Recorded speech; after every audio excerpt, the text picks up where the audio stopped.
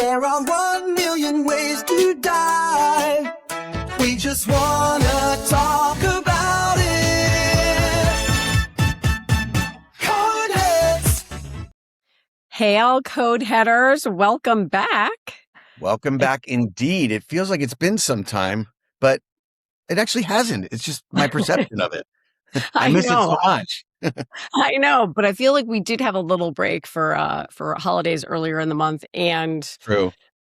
I think we recorded a bunch close together, so it feels like a break for us, but Yeah. even Stephen for the listeners. So thank you for joining us and being with us and a part of our Codehead community. Today we have a kind of a different topic that was actually from listeners suggested, and they wanted us to talk about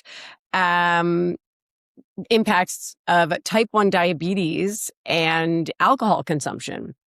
And I think it's interesting because I guess, I don't know if Mike, has thought about this, but I had never really thought about that people who had diabetes didn't really know about this. And maybe those who care for, loved ones or friends or whatever with type 1 diabetes didn't know about the impacts of alcohol on diabetes.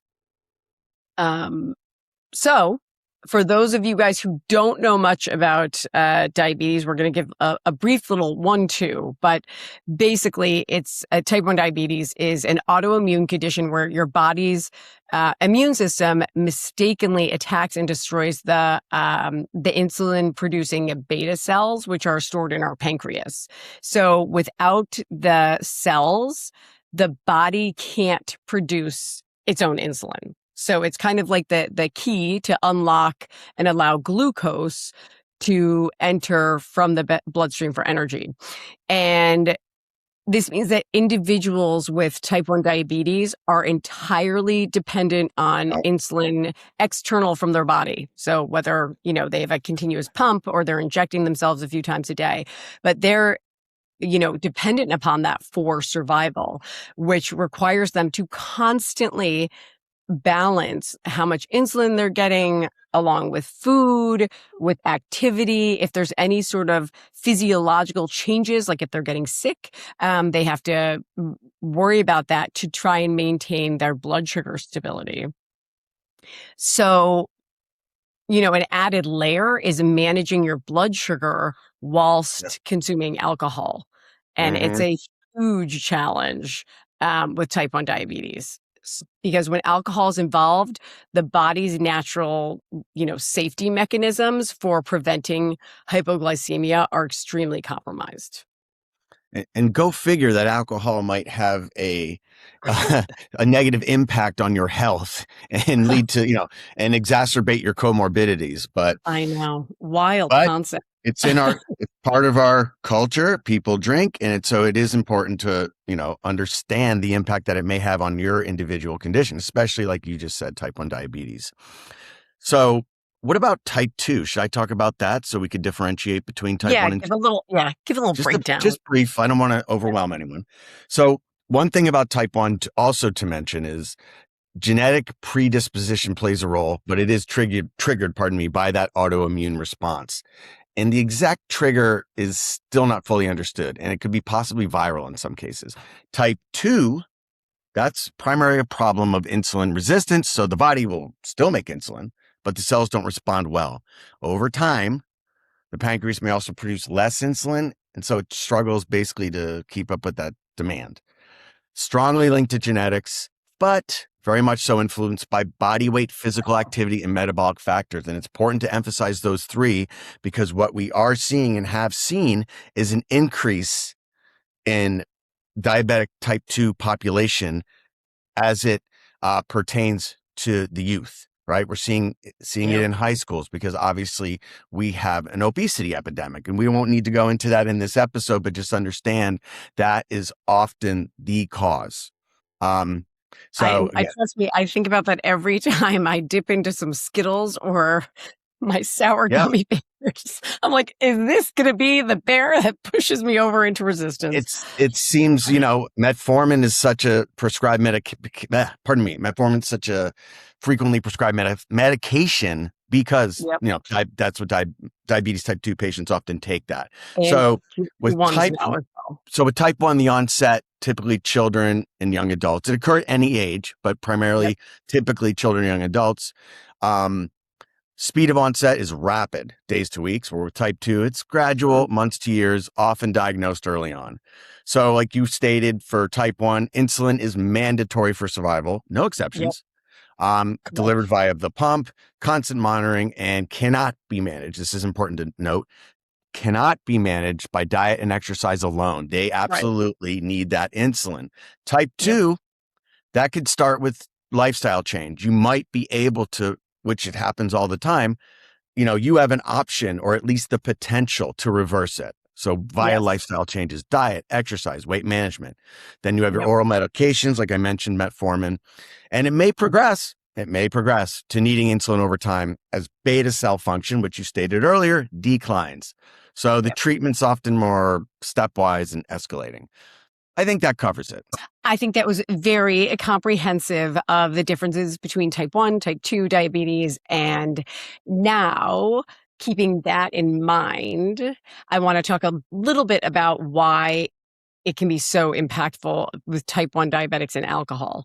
And I want to let you guys know that this is not just, their blood sugar is going to be off, and so they have to think about it a little bit more. This can actually be very detrimental and actually lead to death because the hypoglycemia can be so severe and non-responsive. So I just want to point that out there. And, we focus on resuscitation and, that we talk about all things about, emergencies. But this one was really important to us because this is something that will lead to death if it's unnoticed or untreated. So when we started to hear that people didn't actually know about this, that's why this is so important to us.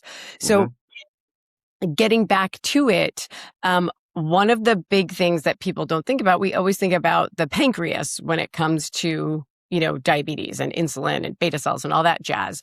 And even if you're a layperson, you think diabetes, pancreas, if you're thinking body parts. But one of the biggest things actually that also helps along with that pancreas is the liver. And it's our primary source of glucose production. It's called gluconeogenesis. But when there's alcohol in our system, our liver kind of shifts its priorities, as it were, and it starts to break down that alcohol because it is trying to get rid of that toxin. So it actually distracts the liver from doing what it should do, which is make some of that sugar that you really need. So I like to think of the liver kind of in these situations as our backup generator. So if we lose power, if we don't have any blood sugar, our backup generator is the liver that can just push out that glucose for us. However, because it's supposed to kick in when our blood sugar drops. That's what it's done. But when it's distracted by clearing out these toxins, our backup generator is gone. We need it, and it's not working. It's out because it's too busy filtering out that alcohol. And then there's also kind of another, emergency button that our body has, which is called glucagon. And so that's a hormone that actually goes ahead and signals to the liver. So if the liver doesn't already release that glucose, it's kind of a secondary that this hormone starts to flood, and it's like, hey, liver, get out that glucose. We're low. We need, our blood sugar is low. We need it. But again, the liver's overwhelmed by alcohol and filtering out that toxin. It kind of, it's not going to release that glucose, but also our body becomes resistant to external glucagon or glucose. So if people take those glucose gels or those little sugar, there's some that are either gels or pills or tabs or whatever, the body also is going to be a little bit more resistant because it does have to go through our liver to be able to be synthesized. so that's, again, we have all this glucagon in our body being like, release. And then our liver's not doing it. And so then if we're also taking, if maybe I recognize that I'm getting hypoglycemic or I see my blood sugar's dropping and I'm taking my glucose tabs and not totally paying attention because I'm also drunk, I'm missing that it's not actually increasing my blood sugar as much as it should. And that's important because that's kind of a false safety net, right? As a diabetic, which I am not, but diabetics, they know exactly, how much sugar they should be taking or the gels or whatever to increase their blood sugar a certain amount. And when it, if they're out with friends, they're doing something, they're having fun, they're, drinking alcohol, not recognizing and not watching their blood sugar as closely. Oh my God, Yeah. they could get hypoglycemic. And there's a major problem with that because if people don't know that you are a type 1 diabetic and you're drinking, like if you're out with a group of people that just, you're not wearing your, it on your forehead or on your t-shirt, like I'm a type 1 diabetic, the symptoms of hypoglycemia can also be masked as a symptom of alcohol intoxication. Yep. You can become confused, dizzy, have slurred speech, lethargic, tired. So if people don't know, they just think you're hammered, even though you might have only had like a couple of drinks. They're like, whoa, right. She really hit it hard today. I mean, the presentation is eerily similar. Correct. And very hard to distinguish. And like you said, unless you have a placard stating or you have informed people around you, we're not going to know. We're not going to know the difference. Healthcare providers, whether it's, EMS responding or you come into a hospital, we're probably going to assume, we will, as part of our workup, end up checking a blood sugar, but, our initial presentation, your initial presentation might lead us to just believe that you're hammered, So, it's important that if you're with people, that they know whether you're wearing a medic alert bracelet, which don't have to be the old school ones that are really ugly, but if you have something, the emergency contact on your phone, if it, comes up and says, the health tab on your phone, have it that you're a type 1 diabetic. Because a lot of people will be dismissive of your symptoms. And the earlier we get you in, or the earlier that people recognize that you're hypoglycemic and not drunk, the better we are at getting you treatment and getting you healthy before something bad really happens. And I just want to also point out that delayed drop in blood sugar, where it gets really bad. So if you're out and around people and you're already kind of having these symptoms of the low blood sugar, really your biggest threat and the biggest to your health is actually going home and going to sleep without anything, because in the middle of the night, long after you stop drinking that alcohol, your body's still filtering it out through your liver. We're still not normalizing your blood sugars. So you are at a very high risk for being asleep with hypoglycemia, which then can, while you're unconscious, you're sleeping, that can lead to all sorts of electrolyte abnormalities, and it can lead to diabetic ketoacidosis, which is a huge problem. And I think Mike's going to chat about that a little bit, but it also impacts, that can lead to a cardiac arrest event. If we're not doing it. So essentially, if we are not watching our blood sugars, if we're not giving ourselves carbohydrates, if we're not, while we're drinking as a type 1 diabetic, and then if you maybe want to give yourself some extra insulin in case you're going to have pizza or something while you're drinking, you are essentially driving a car where the gas gauge is broken, the emergency brake is stuck, and you're just driving blind because you have no idea what is happening. Must be cheap boxed wine, kind of musty. I don't know. It's a very identifiable scent. Yeah. I can't describe it, but I could sniff it out. So, also, I just want to state on the pre-hospital side, what blew my mind is a lot of people didn't take one of the most important and truly easiest vital signs, which is just obtaining a blood sugar. It's a stick and it's quick analysis. You'll know right away if they're high or low.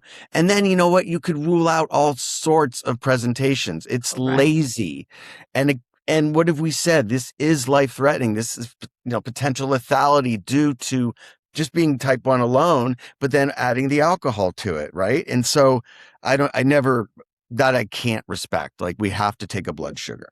So again, we could be talking about strokes too, right? I mean, take a blood sugar. There's all these mimickers. But you know what? We're not here to preach, right? Correct.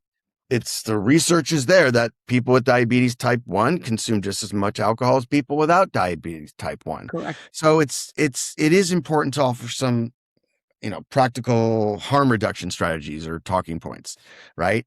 Because it's going to happen. And it's like, this whole episode is about awareness. It's not preaching, it's awareness. And how do you mitigate potential damage? And we brought up all the potential consequences.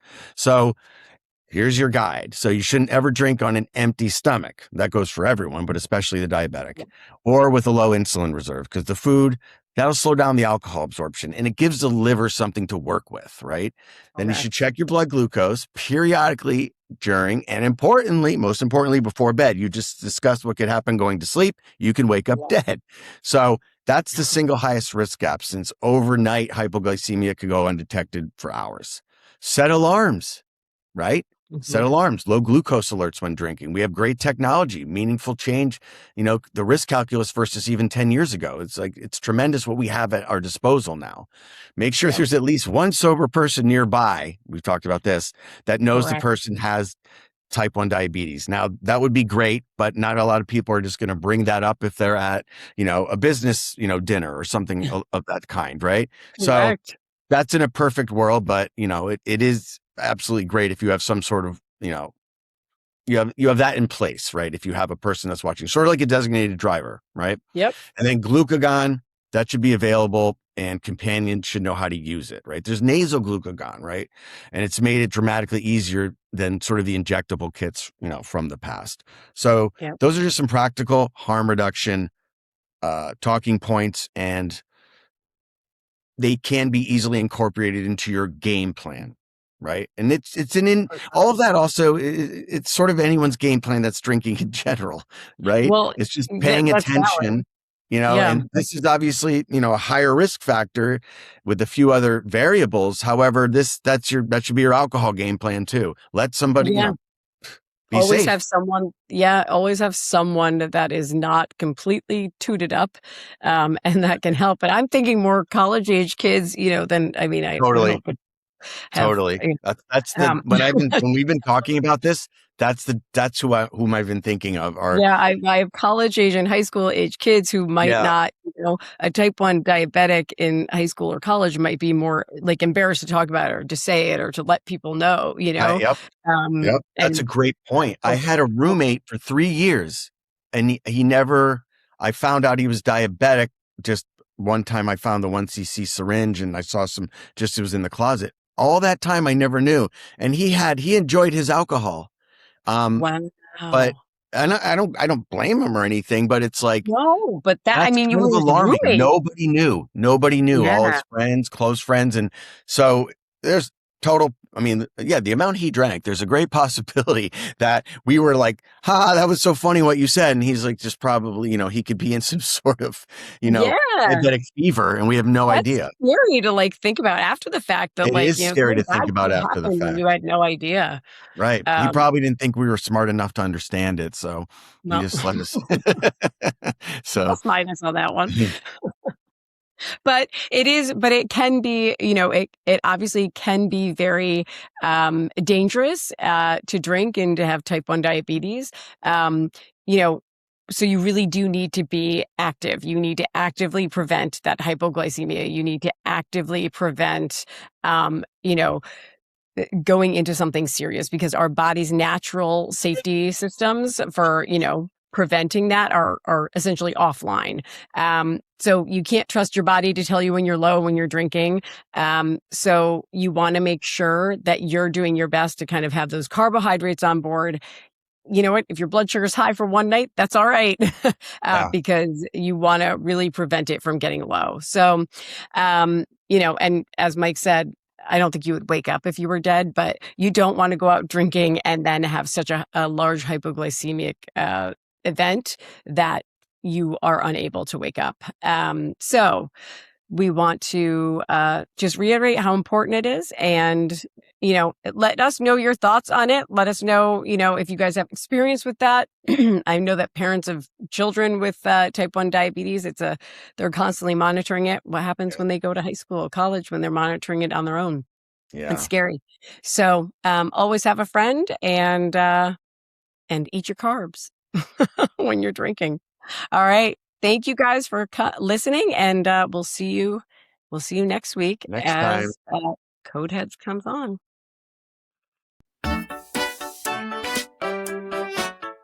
There are 1 million ways to die. We just wanna talk about